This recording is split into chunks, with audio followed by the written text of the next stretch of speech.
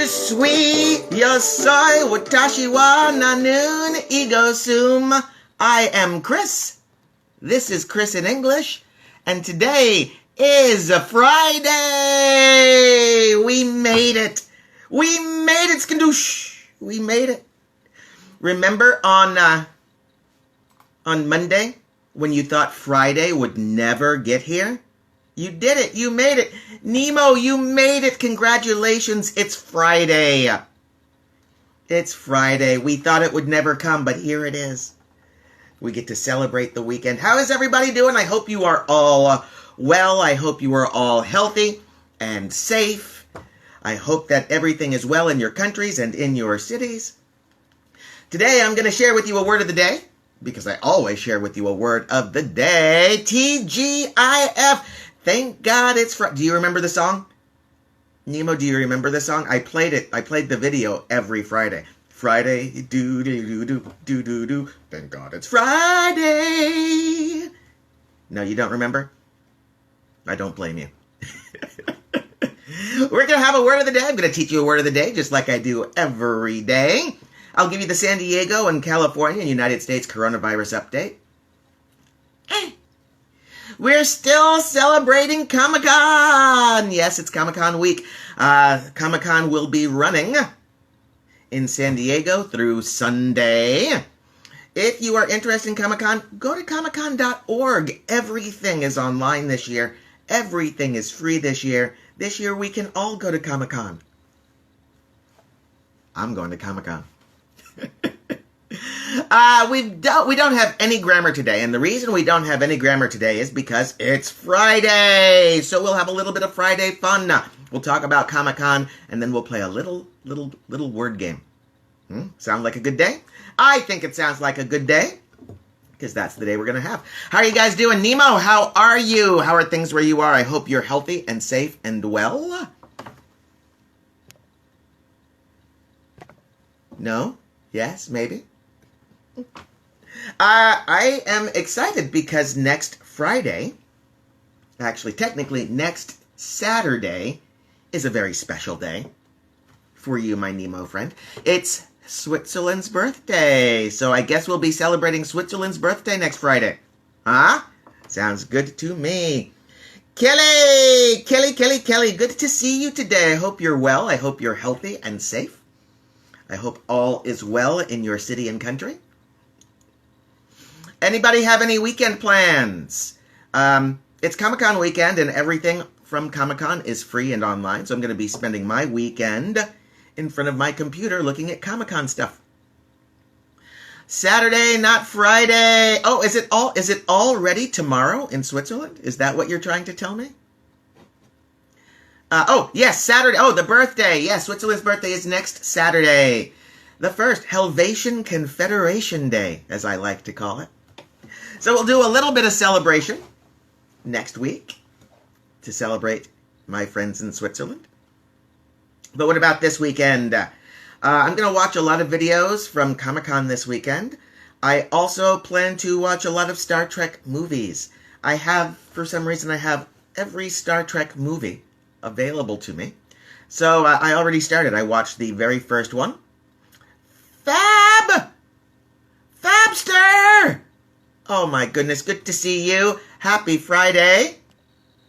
Talking about my weekend and how I'm going to watch Comic-Con videos and Star Trek videos. Not Star Wars, believe it or not, but Star Trek.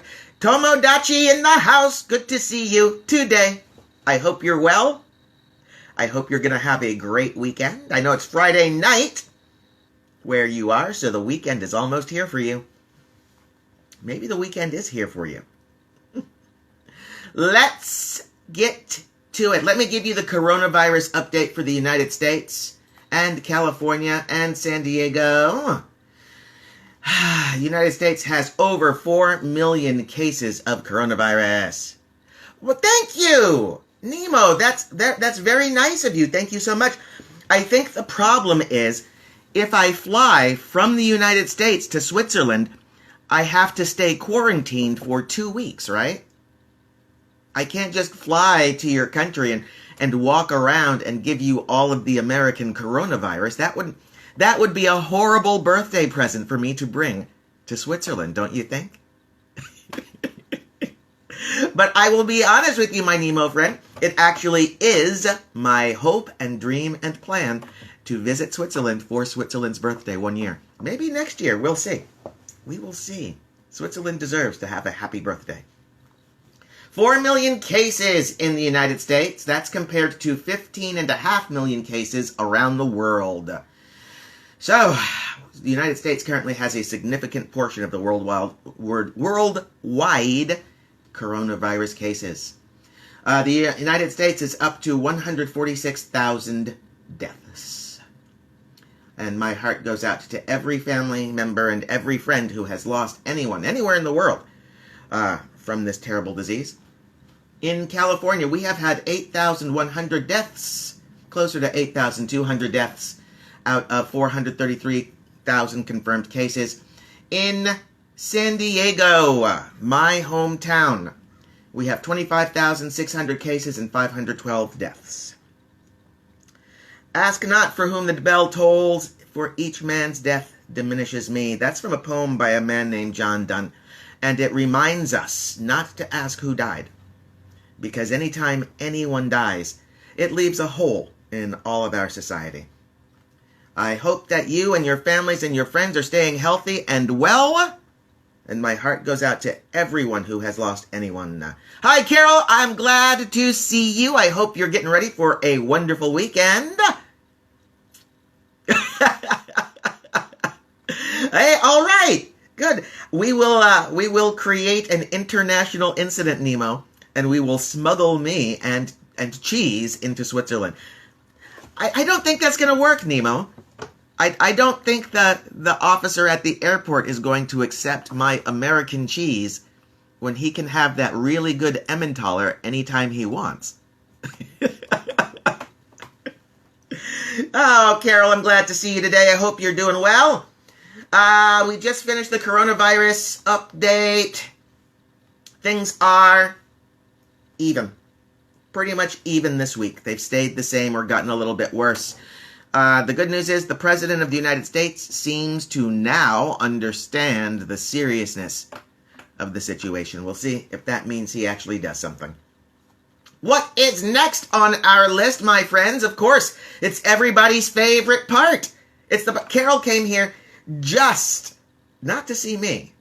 Carol came here just for the word of the day. Yes, my friends, it is time for the word of the day. And if you want to see the word of the day, you can, of course, visit the website, ChrisinEnglish.com, where you can see the word of the day every day. Thank you to the free dictionary. FreeDictionary.com gives me the free word of the day every day. It's a very good service, and I thank them for it. Even though they don't pay me, I'm going to say thank you to them. Our word of the day today is an adjective, an uncommon but usable adjective. It is hangdog. One word, hangdog, Hangdog. Hangdog. It's an adjective, and it describes a look of guilt or shame. Hangdog. You know I have a dog, and you know I love my dog, but sometimes the dog eats the pillows on my couch. How do I know it's my dog that does it? Because when I come home and I see the destroyed pillows, my dog has a hangdog expression. Hangdog. The look we have when we feel guilty or ashamed. When I asked the student for his homework, all he gave me was a hangdog expression. It's your turn now. Hangdog. A look of guilt or shame. Can you use our word of the day in a sentence? I bet you can. Give it a try. Write it right here. I will read it for you. Or you can leave me a comment, or you can send me an email at chris@chrisinenglish.com. I would love to hear from you. If you don't contact me, you should look very hangdog. Anybody have anything to share? A word of the day sentence, something you're doing this weekend, something that's going on with you in your city, in your country? Talk to me, my friends. I want to hear. I don't want to just talk. Don't get me wrong. I like to talk, but I don't want to just talk. No? All right, that's okay. We have plenty of time. We'll get to the rest of the show. I'll start off by sharing with you our question of the day. It's Comic-Con season here in the United States. Comic-Con season. Oh, who is this? Cato! Mr. Cato, I am so glad to see you this morning. Happy Friday! We're celebrating Comic-Con on the show this week. Comic-Con is usually here in San Diego, but this year it's all around the world. It's online. Everybody can go. Here's our question of the day. What is your favorite childhood story? Comic-Con is a celebration of storytelling.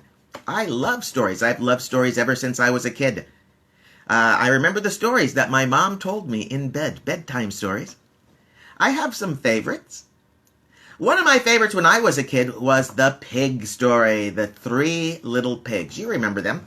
They were 3 pigs, and they were being chased by a wolf. And that wolf was both big and bad. In fact, he was so big and he was so bad that his name is the Big Bad Wolf.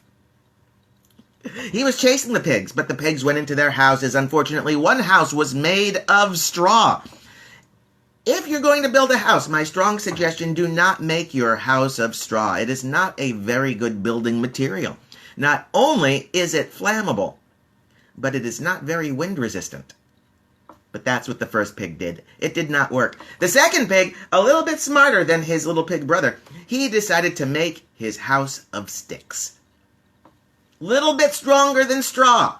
It's true, but not really strong enough to resist some serious huffing and puffing. Now the third pig, smartest pig of the bunch.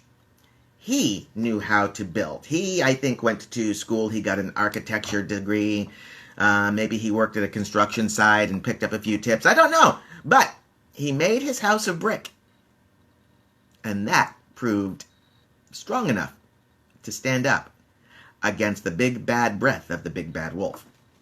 I think that was my favorite childhood story. Of all the stories my mom told me when I was a kid, the 3 little pigs might have been my favorite. We got Miss Shaw here. Mishes, I'm so glad to see you, sir. I hope you're doing well. I got my Lexi in the house. Hello, Lexi. Good to see you. Happy Friday.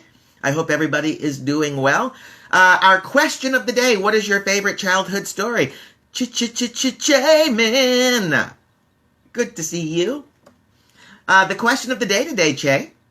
What is your favorite childhood story? I was just talking about mine, the 3 little pigs. I think that was my favorite story that my mom read to me when I was a kid.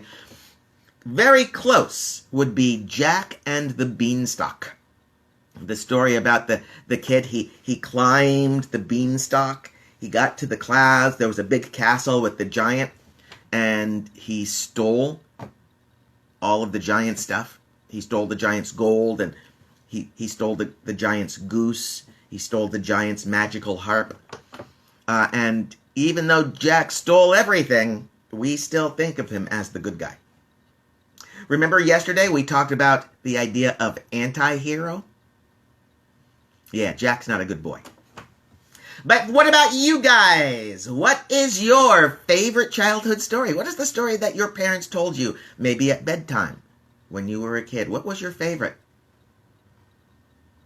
It is Comic-Con season, my friends. Comic-Con is all around the world. Usually it's just here in San Diego.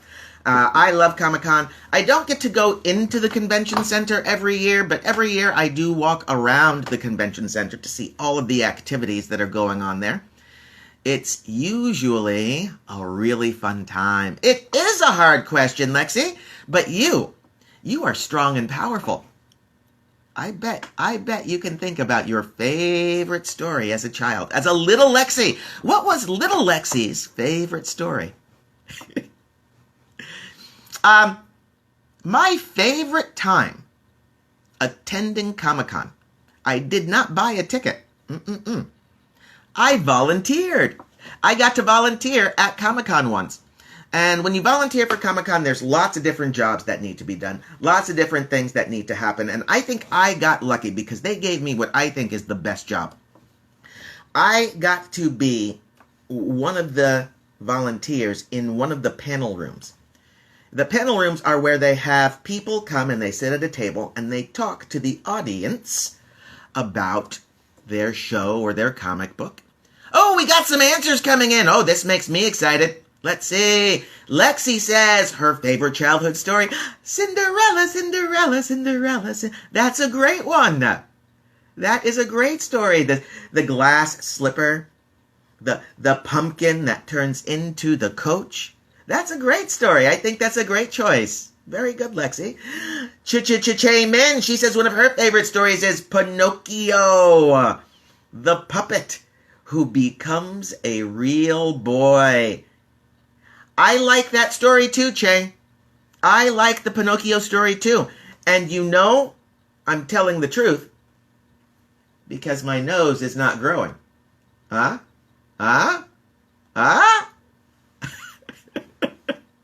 I do love Pinocchio, and I do love Cinderella. They're great stories. Thank you guys for sharing your answers to the word of the day. Everybody else, the question of the day. The question of the day today is, what is your favorite childhood story? When you were a child and your parents told you stories, what was your favorite? Mine? Probably Jack and the Bean... No, Three Little Pigs. Jack and the Beanstalk is close. I really liked that one, too.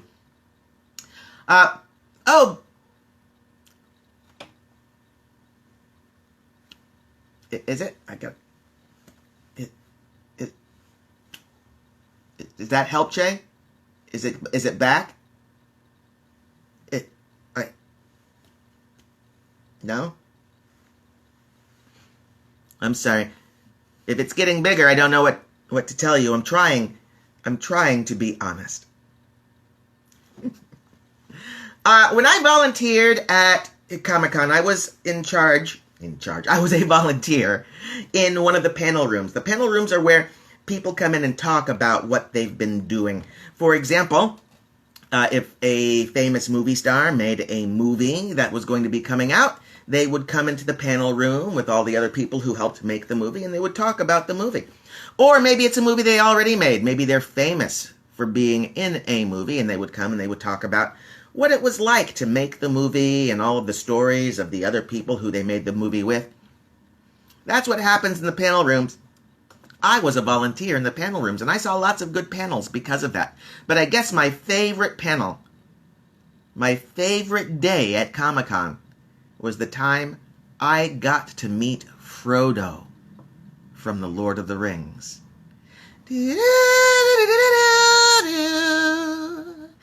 Yes, the precious Frodo from Lord of the Rings. Elijah Woods! I got to meet Elijah Woods. And it wasn't for The Hobbit. He had already done The Hobbit, and he was in a TV show. He was starring in a TV show called Willard. Willard was a TV show about a talking dog. And Elijah Wood's character was the only person who could see and hear the dog talk. It was funny. In the panel, they showed us the first couple of episodes, and I laughed. It was very funny. When it came on TV, I did end up watching, I think, most of the first season. It was funny. But I got to meet Frodo because I was a volunteer in the room where he was speaking. After the talk, people came to the table where all the celebrities were, and of course, people asked Elijah Wood for his autograph. So he had a pen. And he opened the pen, and people would give them their programs, and he would sign their programs, and he signed a bunch of programs, and then it was over. He closed the pen, and he put the pen down on the table. And I stared at that pen. I looked at that pen, and I looked around. And I waited, and nobody came to pick up the pen. Nobody wanted the pen that Frodo used. Everybody was leaving. I took Frodo's pen. I have the pen that Elijah Wood used to sign his autograph. the pen did not make me invisible. I thought maybe it would, but it didn't. That, my friend, that's my brush with greatness, as we say in the United States. Brush with greatness. The time I got to see Elijah Wood and steal his pen. How about you guys? Do you guys have any brushes with greatness? Did anybody ever get somebody's autograph? Did you ever meet a celebrity? Talk to me. Tell me your stories. I want to know. You can comment right now if you're watching. If you're watching the show, tell me. If you're not, send me a direct message or comment on the video. Let me know. I want to hear from you guys. I do a lot of talking on this show. I want to hear from you guys as well. Do you guys like Superman? This week I told you guys about a lot of different superheroes. I've saved the best for last. His name is Superman. His name is Kal-El. His name is Clark Kent. And he comes from the planet Krypton. Unfortunately, his planet was destroyed. His parents sent him to Earth to be a hero for us. Our yellow sun gives him strange and marvelous powers. He is Superman. Interestingly, he is also Moses. Yeah. There's a very famous image of Superman's spaceship traveling through space from his destroyed planet as it travels to his new home, Earth. And it was brought to my attention many years ago that this is very similar to the way Moses left his original home of Egypt in a little basket to go to his new home to help save people. Superman is the story of Moses. In fact, if you look at Superman's real name, Kal-El, that's his Kryptonian name, Kal-El actually means son of God in the Hebrew language. The creators of Superman, Jerry Siegel and Joe Shuster, they were Jewish, and they were informed by the Jewish immigration experience in the United States, which is what Superman is about. It's about a man who comes to a new home and tries to do his best to make his new home great. That's the American story. That's the story of America told through a comic book. Wow. I thought that they were just trying to entertain me as a child. Little did I know that the people making comic books were actually trying to help me see my world as well. 1932 is when Superman was created. Actually, 1933 he was created. He was created first to be a supervillain. Did you know that? He was a bad guy, but he was too powerful, so they decided to make him a good guy instead. Nilani in the house. I'm glad to see you. I'm talking a little bit about Superman, the greatest superhero. I know Batman can beat him up. We know this for a fact. Let's see.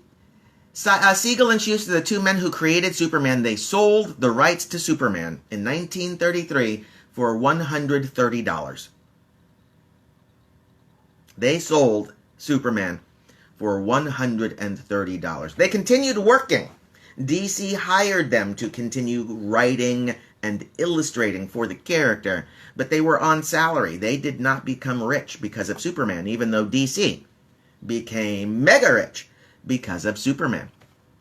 When the Superman movie came out in 1979, there were many stories in the newspapers and on TV news about how these two men received almost no money for the creation of the superhero, the character that people think of when they think of superheroes. So, in 1979, when the new Superman movie came out, DC changed the agreement and gave them a lot more money as a way of saying thank you for creating one of the most iconic characters in modern literature. Did I just call a comic book literature? I did. Many of my friends will be mad. I don't care. One more thing about Superman. He fought Muhammad Ali.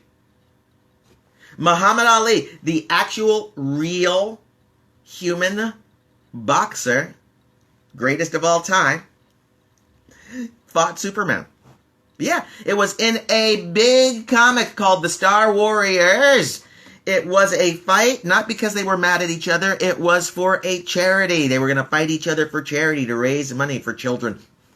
Superman had promised not to use his superpowers. It was just going to be a regular boxing match to see who would win. But for some reasons, before the fight could finish, aliens attacked Earth.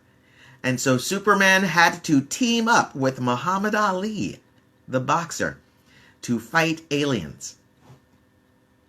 Because of the alien attack, we never do find out who would win in a fight, Superman or Muhammad Ali. But I know who I would put my money on.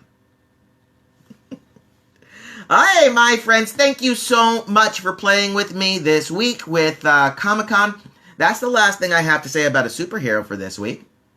Unless, of course, you guys have questions. I do know a little bit about superheroes. I grew up reading comic books and watching superhero movies. And, of course, I grew up watching science fiction and fantasy, Star Wars being one of my favorite things on the planet. You guys ever have any questions about that? Or grammar? Or English? Let me know.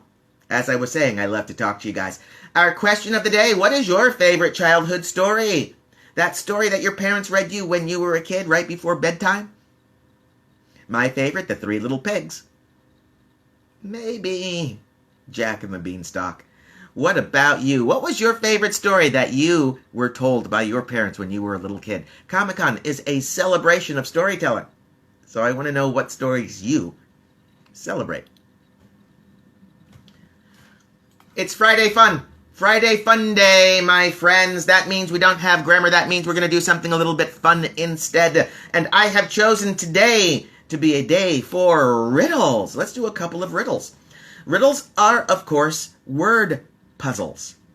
They're a puzzle that we build with words that we also have to solve. The solutions are a little bit tricky, so think carefully. Here's your first Friday Fun riddle. How many letters are in the alphabet? Anybody? How many letters are in the alphabet? Of course, we're talking English. We're talking about English here. Anybody have any idea how many letters are in the alphabet?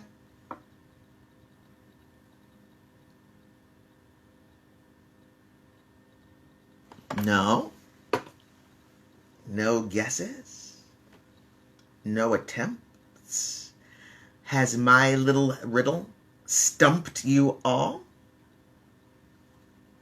How many letters are in the alphabet? I got Nalani coming up with 24. I got Kelly Roca saying 9. Lexi knows that it's a trick. It is a trick, Lexi. Of course it's a trick. All right, ready? How many letters are in the alphabet? 11. Very close, Kelly. Very close. There are 11 letters in the alphabet. T, H, E, A, L, P, H, B, E, T. 11 letters in the alphabet. Did you get it? Did you get tricked? It's a riddle. You're supposed to be tricked. It's a puzzle that we build with words that we have to solve. I love riddles. Unfortunately, I love riddles so much, I have seen most of them. And so there are very few riddles left for me to solve. just to share. Lexi and Kelly, they both love our riddle. I am so glad that you liked the riddle. I'm so glad. Let's do one more. Let's do one more riddle just for fun. Which one will it be? We like alphabet riddles, so let's do one more. Which letter of the English alphabet has the most water? Leanie in the house. Good to see you, Leanie. I hope you're having a good day. I hope you have a good weekend. We're doing riddles right now. A riddle is a puzzle built with words that we have to solve. Our riddle right now. Which letter of the English alphabet has the most water? Any ideas? Anybody? Any ideas? Hello to you, my Leanie. I'm glad to see you. I hope that you're having a good day. I hope you have a good weekend. Any idea for an answer to our riddle? What letter in the English alphabet has the most water?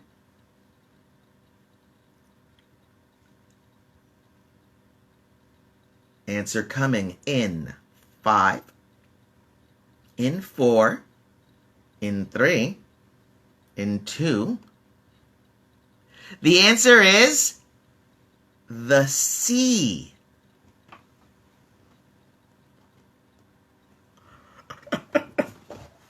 What letter of the alphabet has the most water? It's the C.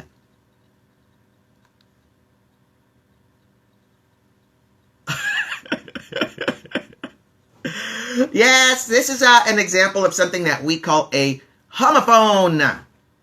English teachers call this a homophone. A homophone are words that sound similar, even though they're very different.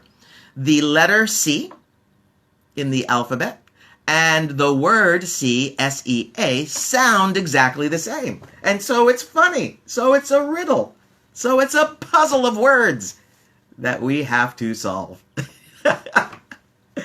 Hey, that was our Friday fun. I had fun. I love riddles. I'm glad you guys played riddle games with me. We're just about out of time, guys. But before we go, does anybody have anything else they want to share? Anything that they want to say before we face our weekends? I see some hearts. Thank you for the hearts. Oh. I'll send it back. That's for you guys. All right, then. I hope that everybody has a great weekend. I hope you all, of course, stay safe, stay healthy. Oh, hold on. We got a question here. When do I use to, T-O, with one O? Good. And when do I use to, T-O-O? To, with two O's, means more. It means more. More or bigger amount. I am too hot. It's summer. I am too hot. There's too much of the adjective hot. Right? I am too tired. I stayed up until 4 o'clock. I have too much of the adjective tired. So to, T-O-O, talks about more or an increased amount. To by itself, with one O, T-O, has two meanings, has two uses. One is as a preposition. All right? I want to go to New York, for example. I want to go to a movie. And a preposition is used to show a relationship between two nouns. We can also use to with one O as part of an infinitive with a verb: to eat, to sleep, to walk, to run, to play. That's the short answer, Nilani. That's the short answer. The difference between to with one O and to with two O's. And don't forget TWO, which is the number. Thank you for the question, Nilani. I hope that helps. I hope that helps your English. I hope that answers it for you. If it doesn't, send me an email, chris@chrisinenglish.com, or leave a comment on my Instagram, or visit my website, ChrisinEnglish.com. I've got blogs, I've got English lessons, I've got English games, I got everything that you could want for learning English. Che-che-che-che-min, I hope you have a lovely weekend as well. I hope everybody does. Please remember, my name is Chris. I love you all. Go away.